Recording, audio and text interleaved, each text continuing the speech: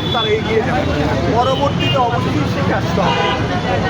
আমি প্রায় 15 বছর একটা বাংলাদেশের নাম করা, যেখানে কিনা অনেক বড় অভিনেত্রী অভিনেতা আছে, তাদের আন্ডারে থিয়েটার করেছি।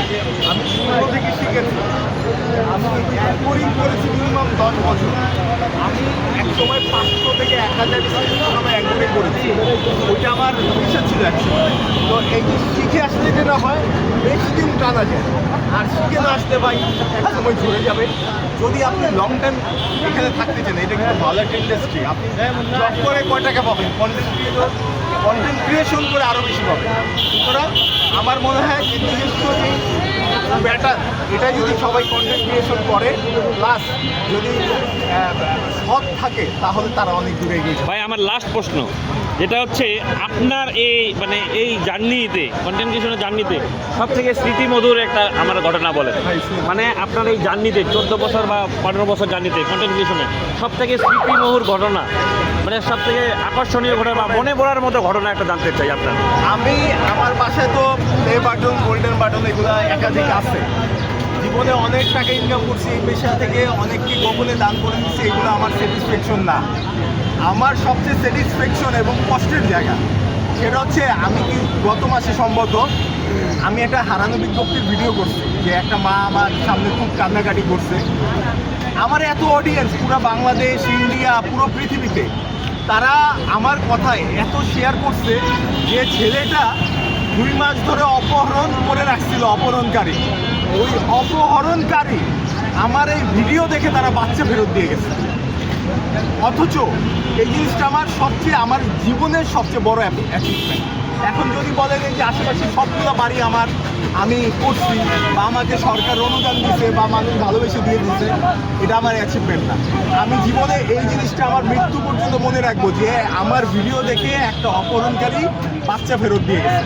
আর আমার সবচেয়ে কষ্টের জায়গা, কোন জামাই বউ ভাই ঝগড়া করে, কে কার নাক ফাটাই দেয়, ঠিক আছে, এগুলো আপনারা নিউজ করেন।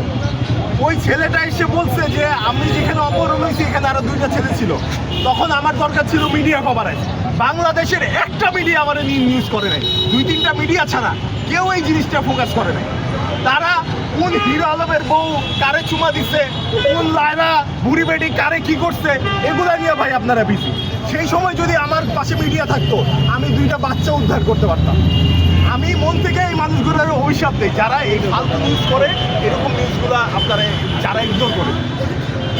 2টা বাচ্চা একটা ছেলের ইন্টারভিউ নিলাম, বাবা তুমি ফেরত আসছো, তোমার সাথে কয়জন ছিল? ছেলে বললো আমার সাথে আরো 2জন ছিল। কেন ভাই, এই 2টা বাচ্চার জন্য আপনাদের কোনো মেইন স্ট্রিম মিডিয়ার মায়া লাগে নাই? 1-2টা নিউজ করছে, কিন্তু যেই পরিমাণ দরকার ছিল, 2টা বাচ্চা আছে ওইখানে, শত শত সিসি ক্যামেরা। আমি ভাই চাইলে তো সিসি ক্যামেরা দিবে না, আমরা মিডিয়া সাপোর্ট করলে, প্রশাসন চাইলে ওই 2টা বাচ্চার উদ্ধার করতে পারতাম। এটা হচ্ছে আমার জীবনের সবচেয়ে বড় কষ্টের দিক। আপনার কাছে কি তথ্য ছিল যে কোথায় আছে এরকম? ভাই ওই বাচ্চাটা হচ্ছে মেল এভিডেন্স, বাচ্চাটা ফেরত দিয়ে গেছে। বাচ্চাটাকে একটা ব্রিজের উপর রেখে গেছে, এটা হচ্ছে কামরাঙ্গীরচর ব্রিজ। ওইখানে সিসি ক্যামেরা আছে। তার ভাষ্য মতে তাকে সিএনজিতে অচেতন হওয়ার কিছু জিনিস খাইয়ে, দুর্বল কিছু বলতে পারে না, সে ওইখানে রেখে গেছিল। বাট ছেলেটার কাছে সব এভিডেন্স ছিল, বাট কোনো মিডিয়া আমার পাশে থাকে না। আজকে আমি একটা করি, একটা বুড়ো একটা মেয়ের সাথে প্রেম করি, বিয়ে করি, বাচ্চা একটা মেয়ের সাথে বাচ্চামি করি, আপনারা দেখবেন।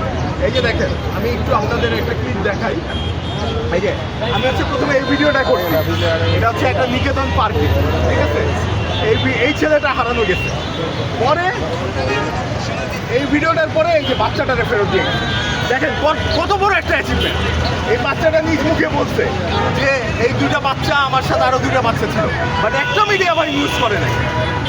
দেখেন আমার মেজাজ খারাপের জায়গায় কি। আমাদের ভাইয়েরা দায়বদ্ধ, 2টা বাচ্চা, সে তো ভাই আপনার সন্তান হইতে পারতো, আপনারও সন্তান হইতে পারতো, পারতো না? আমরা যদি সবাই ভালো কাজটারে সাপোর্ট দিতাম, এটা কত দূর যেত। তো এটাই রিকোয়েস্ট করবো ভাই, মাঝে মাঝে এটা শুনে রাগ হয়ে যায়, উল্টাপাল্টা কিছু বলে রাখছি, সরি। দিন শেষে মিডিয়ারাই আসলে আমাদের সব, তাদের জন্যই বাংলাদেশ এখনো বাংলাদেশ আছে। তারা যদি এগুলো সব ঘটনা তুলে না ধরতো, তাহলে আমরা ভালো থাকতে পারতাম না, দুর্নীতিগ্রস্ত হয়ে যেত, অনেক কিছু হয়ে যেত। ধন্যবাদ ভাই। আরেকটা কথা আছে ভাই, হ্যাঁ এই যে ভাই দেখছেন বা ওই যে শিক্ষিত লাগবে না।